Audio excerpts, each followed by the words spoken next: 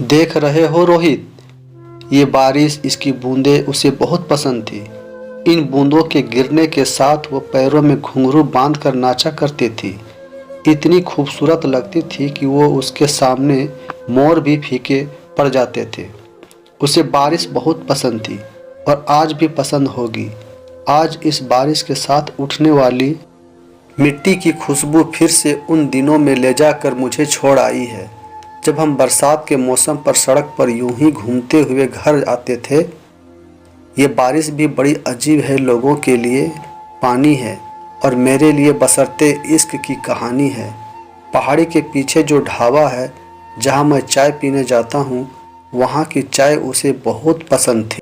हम हर बरसात में कॉलेज से लौटते वक्त वहाँ की चाय ज़रूर पीते थे। चाय वैसे भी उसे बहुत पसंद थी। मई जून की दोपहरी में भी वो चाय पीना पसंद करती थी और जब मैं मना करता था तो बड़ी नज़ाकत से कहती थी, जनाब आपके लिए बेकार होगी, मेरे लिए तो इश्क है।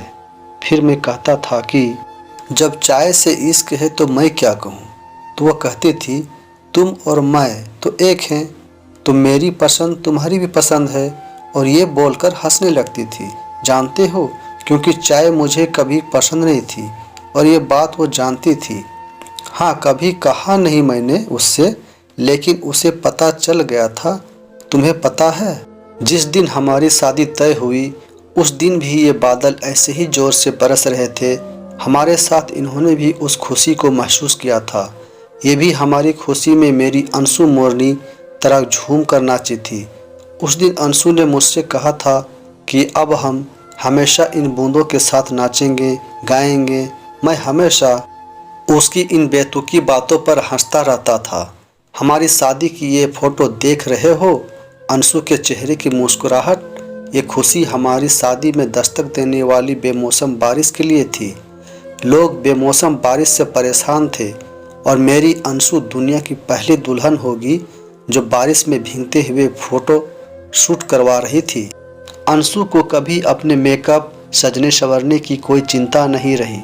वो हमेशा से ही ऐसी बेपरवाह सी थी। रोहित, सर वो फोटो तो नहीं है इस एल्बम में। अंशु बारिश वाली फ़ोटो का एक अलग एल्बम रखना चाहती थी। उसके लिए अलग एल्बम भी बनवाई थी। शादी के 15 दिन बाद ही मुझे अपनी ड्यूटी पर वापस जम्मू जाना पड़ा। जब यह बात अंशु को पता चली तो वो मुझसे बोली कि तुम फौजियों का काम छुट्टी के मामले में बड़ा ख़राब है, लेकिन ठीक है, जाओ जल्दी आना। सबको बता दो कि तुम्हारे साथ रहने की बरसात में मैंने बुकिंग कर ली है, तो अपनी बारिश तुम यहीं बिताना मेरे साथ। शादी के पहले सावन में मुझे तुम्हारी छुट्टियां गिफ्ट में चाहिए। मैंने मुस्कुराते हुए कहा था। आपका हुक्म सर आंखों पर। तो वह हंसने लगी थी।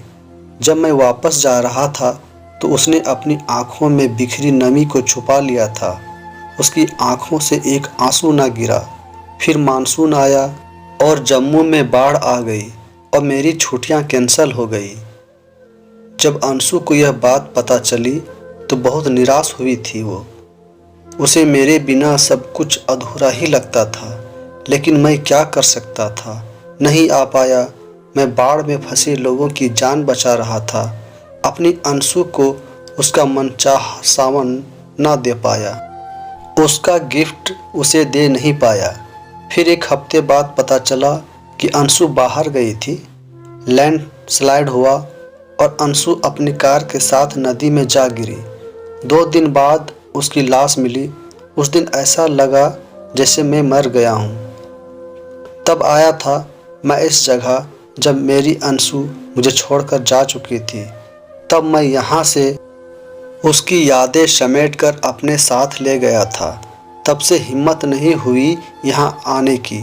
अब 5 सालों बाद मेरी पोस्टिंग यहाँ हुई तो बहुत हिम्मत जुटाकर आया हूँ, लेकिन ऐसा लग रहा है कि मेरी अंशु मेरे यहाँ आने से बहुत खुश है। मैं उसका साथ महसूस कर पा रहा हूँ। जो तब नहीं कर पाया वो अब कर दिया मैंने।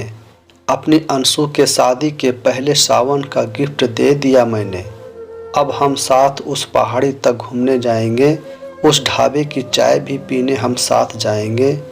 अब हम दोनों अपना हर सावन एक साथ यही मनाएंगे। कहानी कैसी लगी दोस्तों, कमेंट ज़रूर करें और इस वीडियो को लाइक, शेयर और हमारे चैनल को ज़रूर सब्सक्राइब कर लें। धन्यवाद।